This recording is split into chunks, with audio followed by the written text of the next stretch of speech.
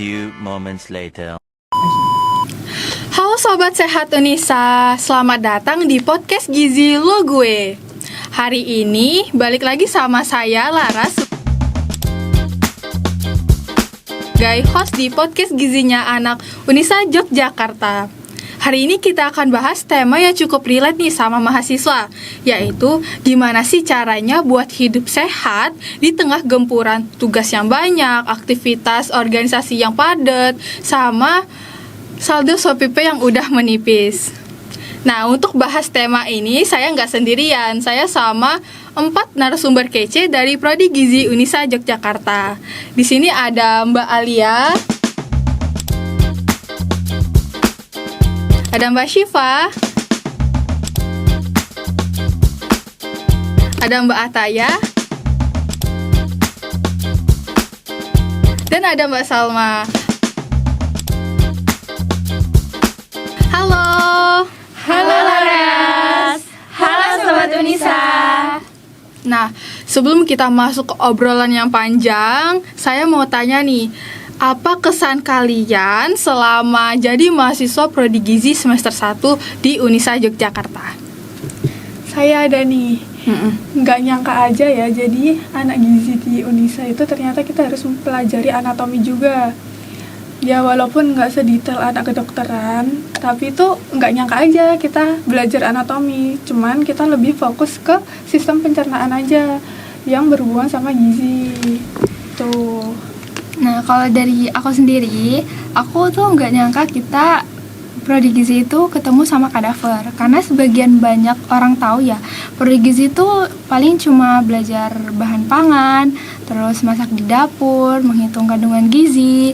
Dan ternyata selama 1 semester aku kuliah di Gizi, aku nggak nyangka kita bakalan ketemu sama kadaver. Kalau dari saya lebih nggak nyangka ke dosen-dosennya sih. Ternyata dosen-dosen di kampus Unisa Yogyakarta ini pada aware-aware tau sama mahasiswa-mahasiswinya. Karena dulu saya pikir itu dosen nggak se-aware kayak guru-guru di SMP, SMA gitu.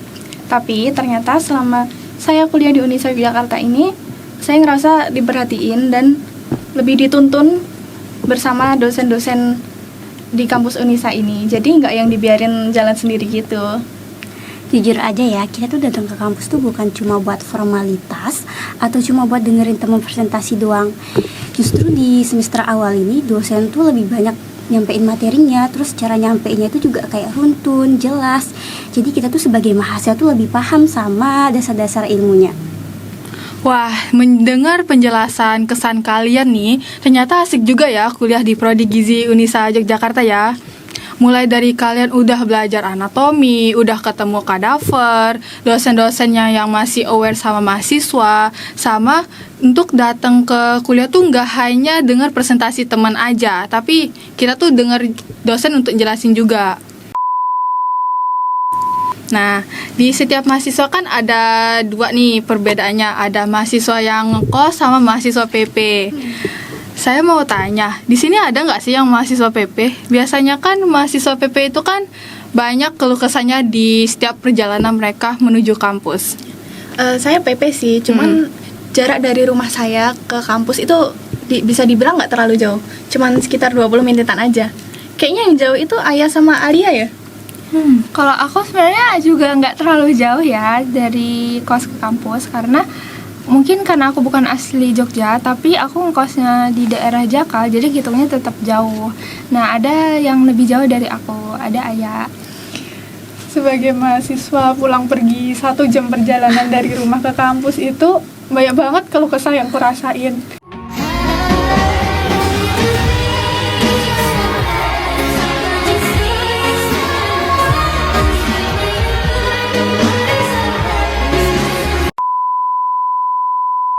Pernah nih suatu kejadian, ada dosen ngabarin hamin 1 jam sebelum praktikum.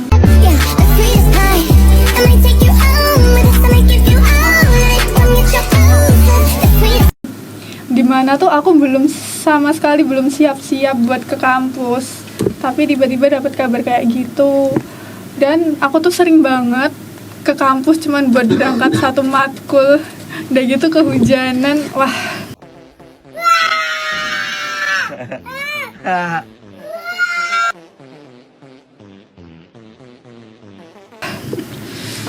Ya, itu tuh deritanya anak PP ya.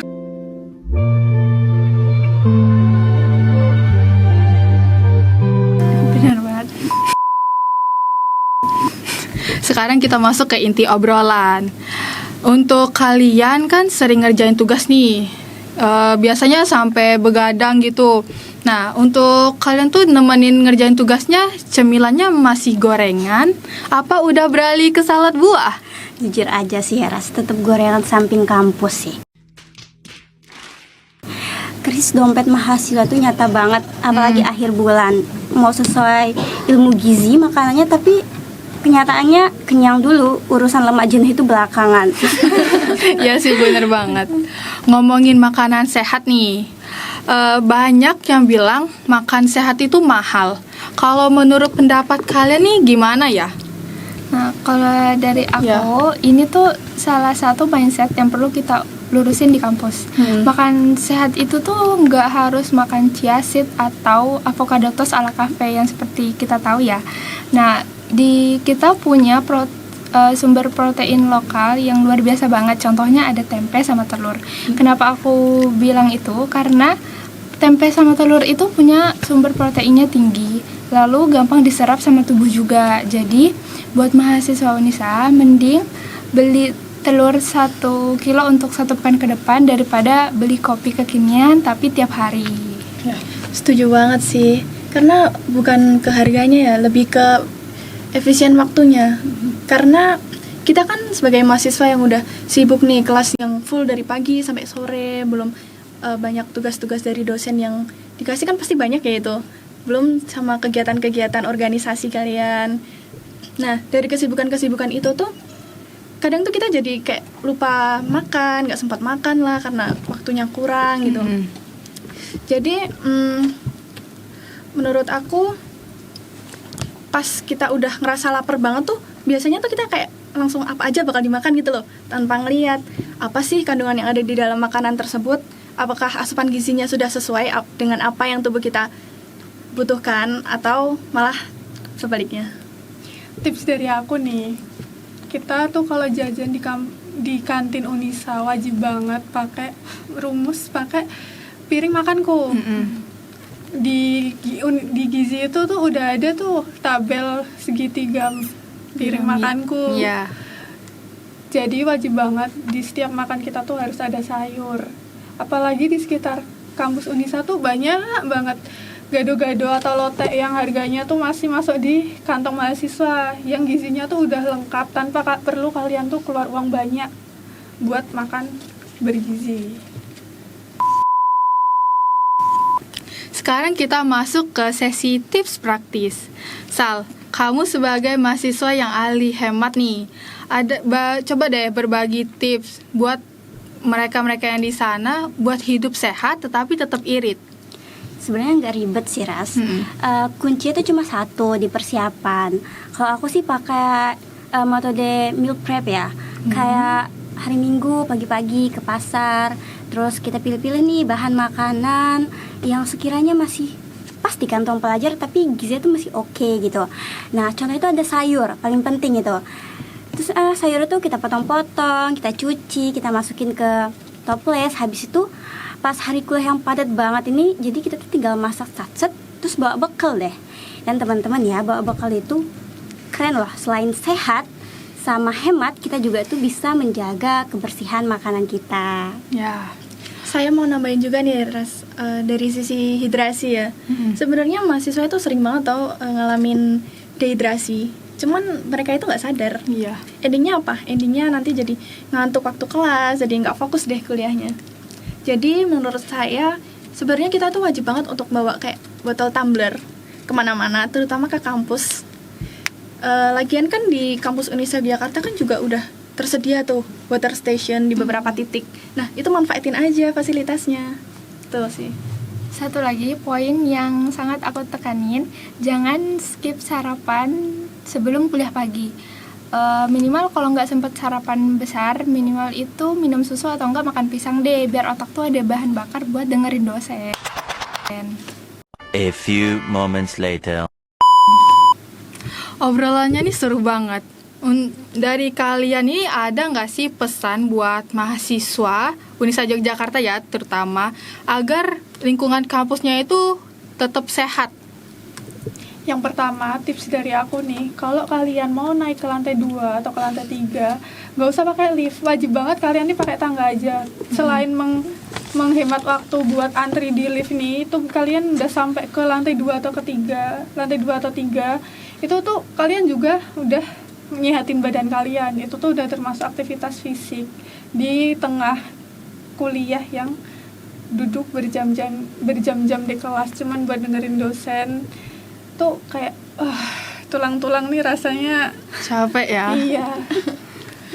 Yang kedua, siapin makanan yang natural dan apa adanya tapi kandungan gizinya tetap oke. Contohnya lote atau gado-gado yang dibilangin Ayat tadi ya. Lalu juga kurangin minuman yang tinggi gula, contohnya boba, es teh manis.